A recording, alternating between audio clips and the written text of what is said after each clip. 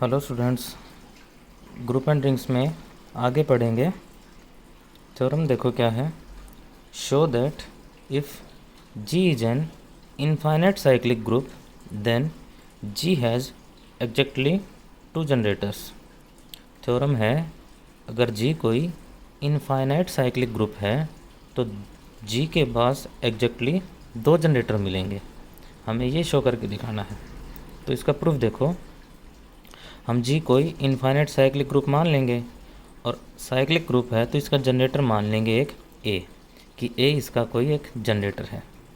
तो G के हर एक एलिमेंट क्या मिलेंगे, इस A की इंटीग्रल पावर में मिलेंगे। तो हम यहाँ से लिखेंगे कि the elements of G are integral powers of A। ठीक है। अब हम यहाँ से क्या क्लेम करेंगे कि G के अंदर जितने भी एलिमेंट हैं ना, वो इंटीग्रल पावर ऑफ A मिलेंगे। उनमें से कोई भी एलिमेंट पावर करने के बाद आपस में बराबर नहीं मिलेंगे। तो हम यहाँ से क्लेम कर रहे हैं no two distinct integral powers of A are equal, यानी कि इस ए की डिस्टिंक्ट पावर करने के बाद कभी भी इक्वल नहीं आएंगे वो एलिमेंट्स। हम ये क्लेम कर रहे हैं। अगर वो इक्वल आ जाते हैं, अगर कोई दो इंटीग्रल पावर इक्वल आ जाती हैं तो क्या होगा, ये देख लेते हैं। अगर कोई दो पावर हम मान लेते हैं ए की पावर आर और ए की पावर एस, ये दो इक्वल आ गई। अगर इक्वल आ जाती हैं तो क्या होगा, इससे पता लग जाएगा। जहाँ पे आर ज़्यादा है एस से, तो ए की पावर आर है और ए की पावर एस दोनों बराबर हैं। दोनों तरफ क्या करेंगे, ए की पावर माइनस एस से मल्टीप्लाई करेंगे तो ये हो जाएगा ए की पावर आर माइनस एस, और इस साइड आइडेंटिटी। तो यहाँ से क्या हुआ, ए का ऑर्डर, इस बात का मतलब क्या हुआ कि ए की पावर आर माइनस एस करने पे हमें आइडेंटिटी मिल गया। तो ए का ऑर्डर कितना हो सकता है, आर माइनस एस हो सकता है या इससे कम होगा। तो यानी कि ए का ऑर्डर कितना होगा, फाइनाइट हो जाएगा। और लेकिन ए हमने मान क्या रखा है, ए तो हमने जनरेटर मान रखा है एक इनफाइनाइट साइक्लिक ग्रुप का। तो यहाँ से क्या हुआ कि इनफाइनाइट साइक्लिक ग्रुप का जनरेटर है ए, उसका ऑर्डर कितना हो गया, फाइनाइट हो गया। तो ये तो कंट्राडिक्शन हो गई, क्योंकि हमने थ्योरम पढ़ी थी कि जितना ग्रुप का ऑर्डर होता है उतना ही उसके जनरेटर का ऑर्डर होता है। तो यहाँ तो जनरेटर का ऑर्डर तो फाइनाइट आ गया और ग्रुप का ऑर्डर कितना आ गया, ग्रुप का ऑर्डर इनफाइनाइट है।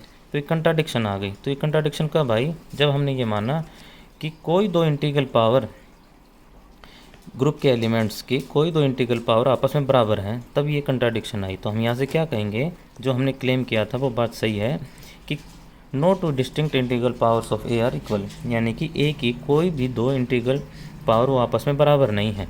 तो यहाँ से क्या लिखेंगे हम कि ए की पावर आर और ए की पावर एस कभी बराबर नहीं है, जहाँ पे आर और एस दोनों बराबर नहीं है। कहने का मतलब क्या कि ग्रुप के अंदर कोई भी जो पावर वाले एलिमेंट बन रहे हैं ए के पावर वाले, वो कोई भी आपस में बराबर नहीं है। तो क्या लिखेंगे हम यहाँ से, ग्रुप के अंदर एलिमेंट इस फॉर्म के मिलेंगे, ए की पावर -3, ए की पावर -2, ए की पावर -1, ए की पावर 0, 1, ए स्क्वायर ए क्यूब। यानी कि ए से जनरेट हो रहा है ग्रुप सारा जी, क्योंकि इसका जनरेटर है और इनफाइनाइट ग्रुप है तो इनफाइनाइट एलिमेंट मिल जाएंगे।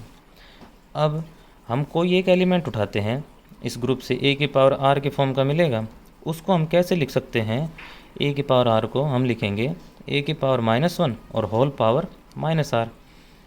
इसमें मिल जाएगा ना, -r वाले भी एलिमेंट मिलेंगे और -1, तो ए की पावर -1 तो है ही। तो इसको किसी भी एक एलिमेंट को हम उठाएंगे तो उसको हम ऐसे भी लिख सकते हैं। और इस बात का मतलब क्या हुआ कि ग्रुप के हर एक एलिमेंट को हम ए की पावर -1 के फॉर्म में भी लिख सकते हैं, यानी कि ग्रुप का हर एक एलिमेंट ए की पावर -1 की इंटीग्रल पावर बन सकता है। तो यहाँ से क्या इम्प्लाई होगा कि ए की पावर -1 भी ग्रुप जी का जनरेटर हो जाएगा। तो हमने यहाँ से क्या प्रूव कर दिया कि अगर ए जनरेटर था ना किसी इनफाइनाइट साइक्लिक ग्रुप का, तो उसका इन्वर्स ए इन्वर्स भी उसका जनरेटर हो जाएगा। तो इसके दो जनरेटर हो गए। अब हमें प्रूव क्या करना है कि इसके पास एग्जैक्टली दो ही जनरेटर होंगे, यही दो होंगे, इनके अलावा नहीं होगा। तो हम यहाँ से क्या कह रहे हैं कि ए की पावर m जितने भी एलिमेंट बनेंगे ना, वो ग्रुप जी के ये जनरेटर्स नहीं हैं, जहाँ पे m पावर क्या नहीं है, m प्लस माइनस पावर नहीं है। यानी कि ए की पावर 1 और ए की पावर -1 को छोड़ने के बाद बाकी जो भी एलिमेंट्स हैं ना, वो ग्रुप जी के जनरेटर नहीं हैं। हम ये क्लेम करेंगे। तो अगर मान लो ए की पावर m वाला जनरेटर बन जाता है तो क्या होगा, अगर ए की पावर m वाला जनरेटर है तो ए एलिमेंट इसमें बिलोंग करता है ग्रुप जी में, तो ए की पावर m जनरेटर है, ए एलिमेंट इसमें बिलोंग करता है। तो ए एलिमेंट कैसे लिखा जाएगा, ए एलिमेंट लिखा जाएगा ए की पावर m की कुछ इंटीग्रल पावर में। तो हम यहाँ से लिखेंगे ए को लिख देंगे ए की पावर m और होल पावर के कोई इंटीजर होगा, क्योंकि ए एलिमेंट था और हमने माना क्या है कि ए की पावर m जनरेटर है। तो यहाँ से क्या होगा, ये बन जाएगा ए की पावर m के और यहाँ है 1, तो यहाँ से क्या इम्प्लाई होगा 1 बराबर हो जाएगा m के।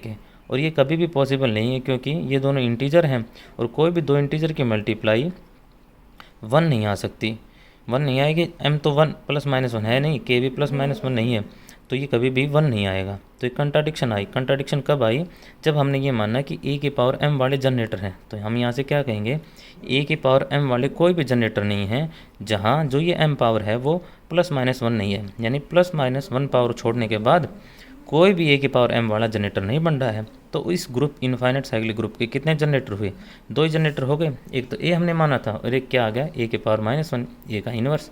तो इनफाइनाइट साइक्लिक ग्रुप के 2 ही जनरेटर मिलेंगे, एग्जैक्टली 2 जनरेटर मिलेंगे, ए और ए इन्वर्स। कोई भी ए अगर उसका जनरेटर है तो उसका इन्वर्स भी उसका जनरेटर मिल जाएगा।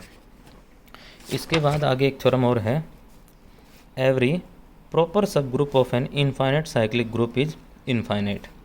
कि किसी इनफाइनाइट साइक्लिक ग्रुप का प्रॉपर सब ग्रुप भी कैसा मिलेगा, इनफाइनाइट मिलेगा, ये प्रूव करना है।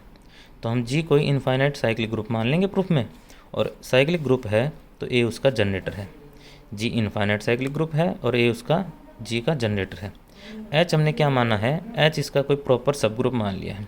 तो एच को दिखाना क्या है, एच को इनफाइनाइट दिखाना है। अब हमें पता है साइक्लिक ग्रुप के सारे सब ग्रुप कैसे होते हैं, साइक्लिक होते हैं।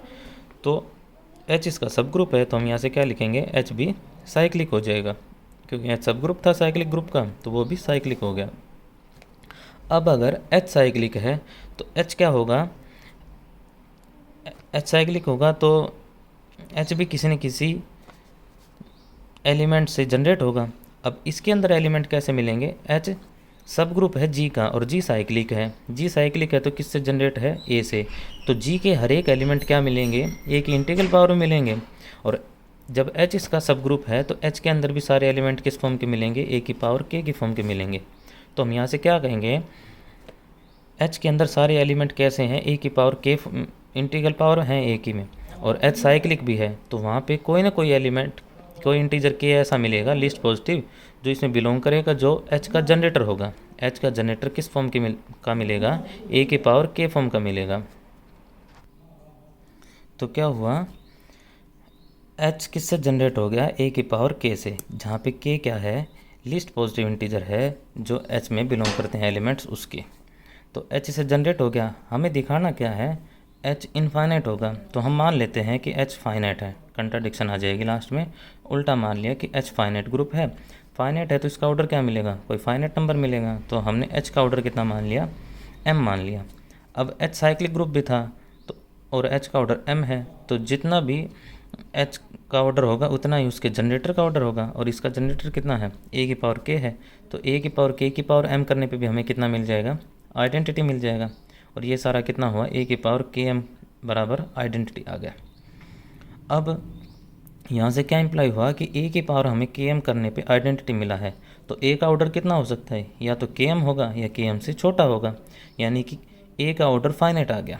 यहाँ से ऑर्डर ऑफ ए कितना आ गया, फाइनाइट आ गया। और ए था क्या, ए था इनफाइनाइट ग्रुप का जनरेटर। यहाँ जी जो इनफाइनाइट ग्रुप था उसका जनरेटर ए था।